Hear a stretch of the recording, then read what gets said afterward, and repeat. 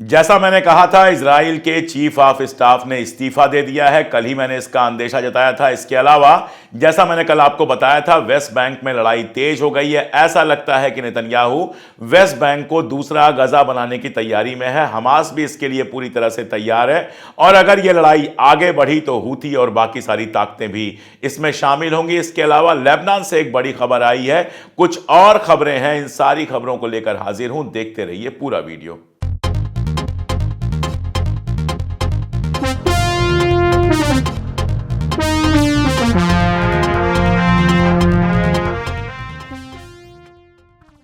नमस्कार, मैं अशोक कुमार पांडे। स्वागत है आपका टीसीएच पर। हाजिर हूं इजराइल, फलस्तीन, लेबनान, ईरान, मिडिल ईस्ट और इसके बहाने सारी दुनिया की खबरें लेकर।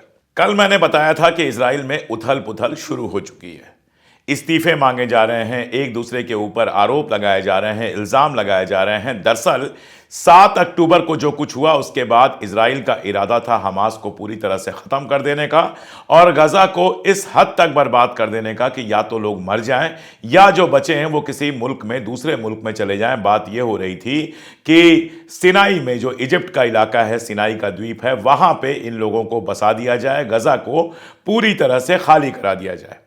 लेकिन 14 महीनों की मशक्कत और अमेरिका, ब्रिटेन, कनाडा, जर्मनी, इन सब मुल्कों से मिली इफरात इमदाद के बावजूद इजराइल ये अपने जो एम थे वो हासिल नहीं कर पाया।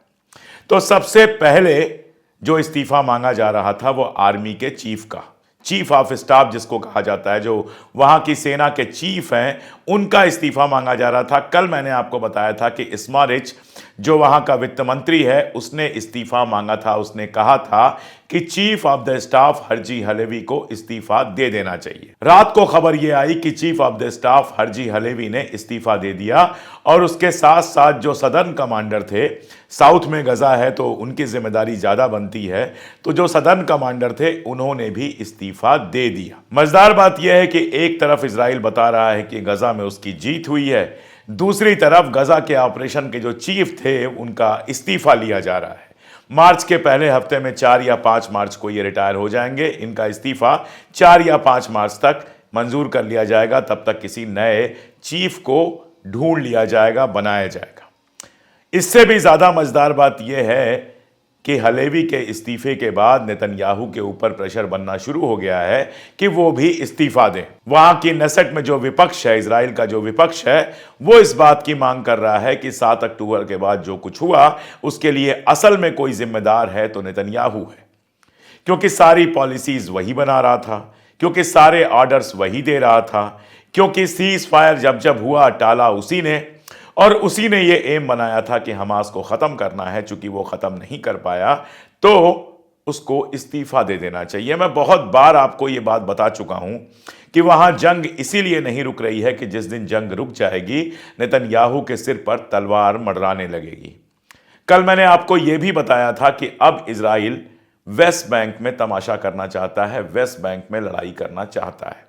किसी भी तरह से कोई ना कोई लड़ाई जारी रहनी चाहिए। ये इजराइल के लिए, ये नेतन्याहू के लिए बेहद जरूरी है। कल मैंने आपको बताया 5 बजे मेरा वीडियो लाइव हुआ और 6 बजे के आसपास ये खबरें आनी शुरू हो गई। इंडियन टाइम की बात कर रहा हूं। 6 बजे के आसपास ये खबरें आनी शुरू हो गई कि जेनिन के ऊपर, वेस्ट बैंक में जो जेनिन है, वहां से पैलेस्टीनियन अथॉरिटी एग्जिट कर गई, यानी पैलेस्टीनियन अथॉरिटी के कब्जे में था। पैलेस्टीनियन अथॉरिटी ने अपनी जो पुलिस थी, अपनी जो आर्मी थी, आर्मी तो है नहीं उनके पास, अपनी जो पुलिस थी, अपने जो सुरक्षा बल थे, उनको वापस ले लिया और उनकी जगह पर इजराइल की आर्मी यानी आईडीएफ ने वहां पर एंटर किया और वहां पर जबरदस्त लड़ाई शुरू हो गई। जो ये इजराइल की आर्मी वहां गई है, टैंक्स लेके गई है, इसके अलावा हेलीकॉप्टर्स हैं ऊपर से मदद करने के लिए। यानी गजा में जिस तरह की जंग हुई थी, अब जेनिन को दूसरा गजा बनाने की कोशिश शुरू हो गई है। यह जंग इसलिए जरूरी है कि नेतन्याहू की कुर्सी बची रहे। इसीलिए जेनिन में जो हमास के चीफ हैं उनका बयान आया है कि नेतन्याहू अपनी जंगें जारी रखना चाहता है, क्योंकि जिस दिन यह जंग खत्म हो जाएगी उसी दिन नेतन्याहू की कुर्सी चली जाएगी। तो सीज फायर का अच्छा तमाशा है। किसी ने कहा था कि सीज फायर का यही मतलब होता है कि हमास के लोग या फलस्तीनी जो हैं वो सीज कर दें, वो रोक दें अपना सारा कुछ, और इजराइल अपना फायर करता रहे। इसके पहले भी जब जब सीज फायर हुआ है, जब जब समझौता हुआ है, इजराइल ने उसको तोड़ा है। लेबनान में जानते हैं आप सीज फायर चल रहा है और रोज खबर आती है कि इजराइल सीज फायर की शर्तें तोड़ रहा है। अभी कल सदर लेबनान के एक गांव में उसने बम बरसाया है। जिन इलाकों में वो लड़ाई के दौरान नहीं जा पा रहा था, सीज फायर के टाइम में उन इलाकों में वो घुस रहा है। अब सीज फायर की शर्त यह थी कि 26 तारीख यानी 26 जनवरी, अब 3-4 दिन रह गया है, 26 जनवरी तक इजराइल की आर्मी को पूरी तरह से लेबनान से बाहर निकलना था। और इसी के साथ जुड़ी हुई शर्त यह थी कि हिजबुल्लाह जो है वो लिटन रिवर से आगे नहीं आएगा। लेकिन अभी जो हालात हैं उनमें बिल्कुल नहीं लगता कि 26 जनवरी तक इजराइल के लौटने का कोई इरादा है, जबकि अमेरिका के जो एनवाय थे वो ये बात का वादा कर चुके थे कि इजराइल वापस लौटेगा। अब सारी इंटरनेशनल जो ताकतें हैं, चाहे वो अमेरिका हो, चाहे इंग्लैंड हो या फ्रांस हो या कनाडा हो, जो ये सारी ताकतें इजराइल के पीछे खड़ी थी, उनका फर्ज बन जाता है कि लेबनान से इनको हटाया जाए। लेकिन लेबनान से हटेंगे नहीं हटेंगे ये तो 26 को पता चलेगा। ये हमें अभी पता है कि हमास के साथ सीज फायर करने के बाद तुरंत इन्होंने जेनिन में लड़ाई शुरू कर दी है। जो खबरें आ रही हैं उसमें एक खबर यह बता रही है कि 9 लोग मारे गए हैं, 9 फलस्तीनी मारे गए हैं और दर्जन से ज्यादा घायल हुए हैं। दूसरी खबर जो आ रही है वो ये बता रही है कि 8 लोग मारे गए हैं और 35 लोग घायल हुए हैं। इसके अलावा खबर यह है कि इजरायली सेना के ऊपर भी बम फेंका गया, उसमें भी कई लोग घायल हुए हैं। कल एक और घटना घटी है, बड़ी घटना घटी है तेल अवीव में। मोरक्को का रहने वाला एक व्यक्ति, मोरक्को का मूल है, वो रहने वाला अमेरिका का है, अमेरिका में उसको ग्रीन कार्ड मिला हुआ है, यानी अमेरिका का वो परमानेंट निवासी है। वो तेल अवीव में आया था, इजराइल की राजधानी में आया था और उसने वहां पर स्टैबिंग की है जिसमें 6 लोग घायल हुए हैं। असल में जिस तरह से इजराइल के इस सीज फायर में जाने के बाद गजा से तस्वीरें आ रही हैं, उन तस्वीरों को देखकर दुनिया भर में गुस्सा और बढ़ रहा है। आप जानते हैं इजराइल लगातार सहाफियों का मर्डर कर रहा था, लगातार सहाफियों को मार रहा था। क्यों? सिर्फ इसलिए कि गजा में जो कुछ हो रहा है उसकी खबर दुनिया तक ना पहुंच पाए। इनके अपने जो जर्नलिस्ट हैं वो कवर कर नहीं रहे थे। हमारे इंडिया में बहुत सारे जर्नलिस्ट हैं जो अपने आप को बहुत बड़ा इंटरनेशनल जर्नलिस्ट समझते हैं और उनको लगता है कि गजा और इजराइल पर उनके अलावा किसी को कुछ पता नहीं। दावे करते रहते हैं कि हम एक का नहीं, दूसरे का नहीं, हम दोनों का पक्ष लेते हैं, हम दोनों तरफ की बात करते हैं। उनसे एक मोटा सवाल तो मेरा यही है कि जब वो इजराइल गए थे तो क्या उन्होंने गजा जाने की जरूरत की? क्या उन्होंने इजराइल से पूछा कि हम गजा जा सकते हैं? क्या वो गजा में पैर रख पाए? क्या गजा में 4 लोगों से भी वो बात कर पाए? क्या गजा में जो बर्बादियां हो रही थी उन बर्बादियों की कोई रिपोर्टिंग कर पाए? नहीं कर पाए ना। और अगर नहीं कर पाए तो सीधी सी बात है कि इजराइल ने उनको गजा नहीं जाने दिया। और अगर इजराइल ने उनको गजा नहीं जाने दिया, इसका मतलब साफ है कि इजराइल छुपा रहा था कि गजा में क्या हो रहा है। क्या इतनी सी बात उनके समझ में नहीं आती है कि यह इस तरफ या उस तरफ होने की बात नहीं है, यह हक बात बोलने की बात है? क्या वो इतना भी नहीं जानते कि 7 अक्टूबर को यह सारा कुछ शुरू नहीं हुआ था? क्या वो ये भी नहीं जानते कि 7 अक्टूबर एक दिन हुआ था, उसके बाद 14 महीने इजराइल ने फलस्तीन में कैसा कहर ढाया है? अगर नहीं जानते तो मुझे कुछ नहीं कहना है। हकीकत यह है कि जानते सब हैं, लेकिन नीयत गड़बड़ है। असल में जाके उनको इजराइल के साथ खड़ा होना है। आखिर इजराइल जाकर वहां के होटलों में रुके थे, वहां से सारी सुविधाएं ली थी और वही रिपोर्ट किया था जो इजराइल कह रहा था। गजा न जाने की हिम्मत हुई, न ये गजा जाएंगे और न गजा जानने की जरूरत पड़ी। गजा पर रिपोर्ट करने के लिए हिम्मत चाहिए थी। गजा पर रिपोर्ट करते हुए 100 से ज्यादा, तकरीबन 126 सहाफी मारे गए। और अब जब वो तस्वीरें बाहर आ रही हैं, जिस तरह के वीडियोस आ रहे हैं, ये जो वीडियो आप देख पा रहे हैं, इस वीडियो में बाप बेटा लौट रहे हैं, छोड़ के गए होंगे अपना घर, अब लौट रहे हैं। हाथ में कोई सामान नहीं है, अगर है तो सिर्फ फलस्तीन का झंडा। जिनके पास अपना घर था, अपनी दौलत थी, अपनी दुकान रही होगी, अपनी नौकरी रही होगी, वो इस कदर बर्बाद होके लौटे हैं। और लौटे हैं तो सिर्फ जिद है कि हमारा अलम, हमारा झंडा आसमान में फहराए। इनके हाथों में सिर्फ और सिर्फ फलस्तीन का झंडा है। ये एक बच्ची है जिसका वीडियो आप देख पा रहे हैं। ये उन रबल्स में से उसका घर जो खंडहर बन गया है, उस खंडहर में से तलाश रही है कि कुछ अपनी कॉपियां, कुछ अपनी किताबें मिल जाए। ख्वाब देख रही है कि फिर से स्कूल जा पाएगी, जबकि उसको पता है कि उसका स्कूल तबाह हो चुका है, बर्बाद हो चुका है। कुछ गुड्डे गुड़िया ढूंढ रही है। ये हाल जिस इलाके का हो, आप उस इलाके के लिए कहिए कि इजराइल पर भी बोलिए और गजा पर भी बोलिए। इजराइल पर जब 7 अक्टूबर को हमला हुआ, हम सब ने यह बात कही थी कि यह हमला सही नहीं है। हम सब ने यह बात कही थी कि आम शहरियों के ऊपर हमला किसी भी हाल में सही नहीं कहा जा सकता है। लेकिन हम सब ये जानते थे कि 7 अक्टूबर पहली बार नहीं हुआ है। 7 अक्टूबर के पहले 40 साल से 45 साल से जिस तरह से इजराइल लूट रहा है फलस्तीन को, वहां की जमीनें, वहां के लोगों को, वहां के खेतों को, वहां के जानवरों को, वहां के नेचुरल रिसोर्सेस को, वो अगर किसी को दिखाई नहीं देता है तो उसके बारे में कुछ भी कहना बेकार है। और छोड़िए, बाकी सब बातें छोड़ दीजिए, सिर्फ इतना सोचिए कि यूनाइटेड नेशंस ने जो कुछ तय किया था, इजराइल ने कभी उसको फॉलो नहीं किया। 2 नेशन थ्योरी मैंने नहीं दी थी, 2 नेशन थ्योरी किसी फलस्तीनी ने भी नहीं दी थी। 2 नेशन थ्योरी यूनाइटेड नेशंस ने दी थी, और जितनी जमीन फलस्तीन को दी थी, उन जमीनों पर भी लगातार इजराइल अगर कब्जा करता गया है। अगर इस पर आप कुछ नहीं बोल पाते हैं तो फिर आपको किसी को ज्ञान देने का कोई हक नहीं है। यह इसकी और उसकी दोनों की बात करने की बात नहीं है। ये बात करने की है कि मजलूम कौन है और जालिम कौन है। आपके घर में कोई घुस आया, चोरी की, डाका डाला, और आपने भागते हुए उसकी टांग पकड़ी, वो गिर पड़ा, उसको जरा सी चोट लग गई, और कोई कहे कि देखो लुटेरे को भी तो चोट लगी है, लुटेरे के बारे में भी तो कुछ बात करनी चाहिए, तो यह सिर्फ तमाशा है, इसके अलावा कुछ नहीं है। दूसरी जो बात की जाती है, वो कहा जाता है कि हमास जो है वो इस्लामिक कट्टरपंथी है। मैं किसी भी तरह के कट्टरपंथ के बिल्कुल खिलाफ हूं। अगर कोई मुझसे पूछे तो मैं कहूंगा दुनिया के किसी भी मुल्क में मजहब के आधार पर मुल्क नहीं बनना चाहिए। ना कोई हिंदू राष्ट्र बनना चाहिए, ना कोई मुस्लिम राष्ट्र बनना चाहिए। मेरा मामला बिल्कुल साफ है। मैं डेमोक्रेसी में भरोसा रखता हूं, मैं सेकुलरिज्म में भरोसा रखता हूं। लेकिन यहां पर 2 सवाल मैं कर लेता हूं। चलिए मान लिया कि हमास जो है वो एक इस्लामिक राष्ट्र बनाना चाहता है, चलिए मान लिया। मिडिल ईस्ट में इतने सारे इस्लामिक राष्ट्र हैं। ईरान इस्लामिक राष्ट्र है, ईरान से तो खैर अमेरिका को दिक्कत है, लेकिन सऊदी अरबिया इस्लामिक राष्ट्र है, यूएई इस्लामिक राष्ट्र है, ब्रुनेई इस्लामी राष्ट्र है, कुवैत इस्लामी राष्ट्र है। जितने वहां पे खाड़ी के देश हैं सारे इस्लामी राष्ट्र हैं। उनमें से किसी से अमेरिका को या किसी और को दिक्कत नहीं है, दिक्कत सिर्फ हमास से है। पहला सवाल तो यह है।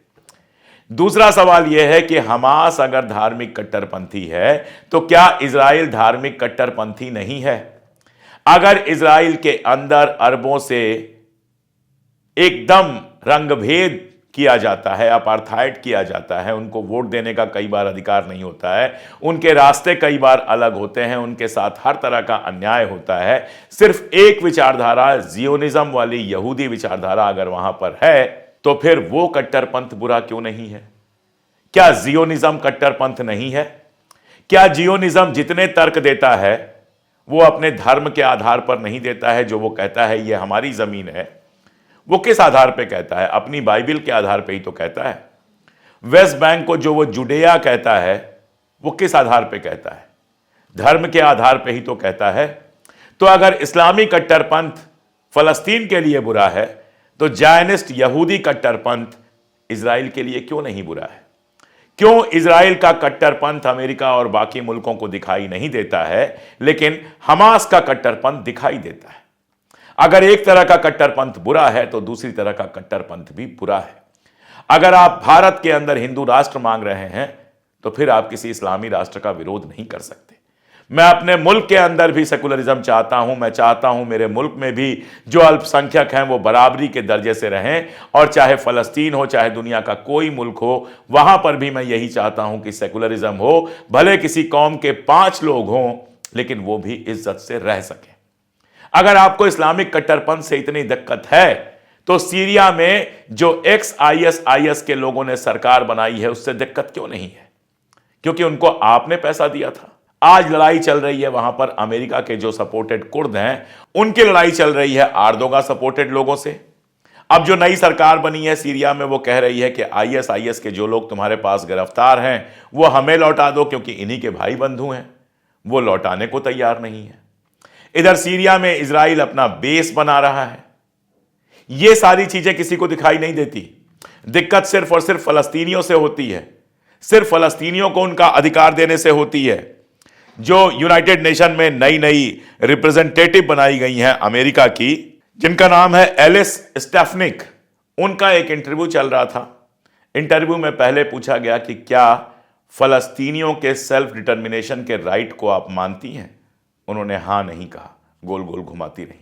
लेकिन जो ही उनसे पूछा गया कि क्या आप मानती हैं कि वेस्ट बैंक पर इजराइल का कब्जा होना चाहिए, उन्होंने तुरंत हां कर दिया। तो इजराइल के कब्जे आपके लिए ओके हैं, फलस्तीनियों को मार दिया जाना आपके लिए ओके है, लेकिन फलस्तीनी जब अपना अधिकार मांगे तो आप कहिए 7 अक्टूबर याद करो। अरे भाई, 7 अक्टूबर के पहले बहुत सारे अक्टूबर, दिसंबर, जनवरी आ चुके हैं।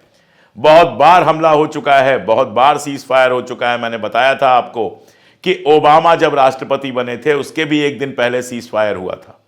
तो यह तमाशा बहुत लंबे समय से चल रहा है। मैंने लेबनान की बात की थी। लेबनान में दो बहुत बड़ी घटनाएं हुई हैं जिनको जानना बहुत जरूरी है। एक तो हिजबुल्लाह के एक लीडर थे हम्मादी साहब, उनको गोली मार दी गई है। किसने गोली मारा है अभी तक पता नहीं चला है। जाहिर है कि वहां पर हिजबुल्लाह के पीछे अभी भी काफी लोग पड़े हुए हैं। और दूसरी खबर यह है कि जो सरकार वहां बनी है उसने अली अब्बास हरीसी नाम के एक आदमी को गिरफ्तार किया है। यह हिजबुल्लाह का मेंबर था, लेकिन जासूसी कर रहा था इजराइल के लिए। कहा यह जा रहा है कि हिजबुल्लाह के कई सारे नेताओं की खबर इसने ही इजराइल को दी थी। तो लेबनान में अभी काफी उतार चढ़ाव चल रहा है, काफी हलचल मची हुई है। कुछ दिनों में लेबनान से भी कुछ बड़ी खबरें आएंगी, इंतजार आप करते रहिए। हां, अंत में कुछ अच्छी खबर भी दे दूं। 900 ट्रक एड जो है, 900 इमदाद से भरे हुए ट्रक गजा के अंदर गए हैं, जिससे ये पूरी उम्मीद है कि वहां खाने पीने की प्रॉब्लम कम से कम खत्म हो जाएगी, कपड़ों की प्रॉब्लम इस ठंड में कम से कम खत्म हो जाएगी, और हो सकता है कि बहुत सारे लोगों को इलाज भी मिल सके। अब आप सोचिए कि जिस समय जंग चल रही थी उस समय सिर्फ 5 से 6 ट्रक रोज जा पाते थे, आज 900 ट्रक जा रहे हैं। इसका मतलब क्या है? कौन इन ट्रकों को रोक रहा था? इजराइल रोक रहा था। किसी भी जंग में आम लोगों के लिए जाने वाली इमदाद को रोकना युद्ध अपराध माना जाता है, वार क्राइम माना जाता है। इजराइल ये वार क्राइम कर रहा था, लेकिन अमेरिका, इंग्लैंड, कनाडा वगैरह वगैरह को ये वार क्राइम दिखाई नहीं देगा। इसके अलावा एक और खबर है। मैंने आपको बताया था कि जो इमदाद जा भी पा रही थी उसका भी बड़ा हिस्सा लूट लिया जा रहा था, और कई लोगों का यह कहना था कि इस लूट में सीधे सीधे इजराइल का हाथ था।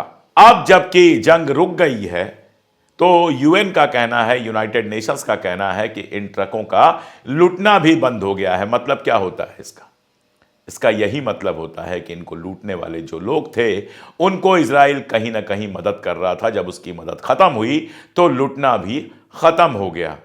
इतना सारा कुछ अगर इंटरनेशनल कम्युनिटी को नहीं दिखाई दे रहा है तो आप टार जला के तो दिखा नहीं सकते। जगाया जा सकता है उसको जो सोया हो, जो नींद का नाटक कर रहा हो उसको कोई जगा नहीं सकता है। और इजराइल के जुल्मों को लेकर यह बहुत क्लियर रहा है कि आधी दुनिया, कम से कम पश्चिम और अमेरिका और कनाडा जैसी जो दुनिया है, वो आंख मूंद कर ही बैठी हुई थी। आगे यह आंख खुलती है या सब कुछ आंख मूंद कर ऐसे ही देखा जाता रहेगा, ये आने वाले वक्त का सबसे बड़ा सवाल है।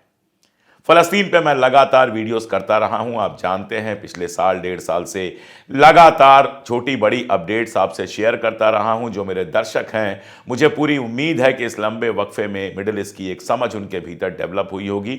आप लोग लगातार हमें देखते हैं, इसके लिए मैं आपका बहुत बहुत आभारी हूं, शुक्रगुजार हूं। देखते रहिए वीडियोस, अपने दोस्तों रिश्तेदारों तक भेजते रहिए। और अगर आपको लगता है कि हमारे जैसी आवाज़ जिंदा रहनी चाहिए तो हमारे साथ खड़े होइए। आप हमें सुपर थैंक्स दे सकते हैं। आप 3 रुपए रोज से भी कम पे हमारी मेंबरशिप ले सकते हैं। आप हमारी सीधी मदद कर सकते हैं। आप हमारे चैनल को सब्सक्राइब कर सकते हैं। इनमें से कुछ भी आप करेंगे तो वो हमारे लिए एक ताकत बनेगी।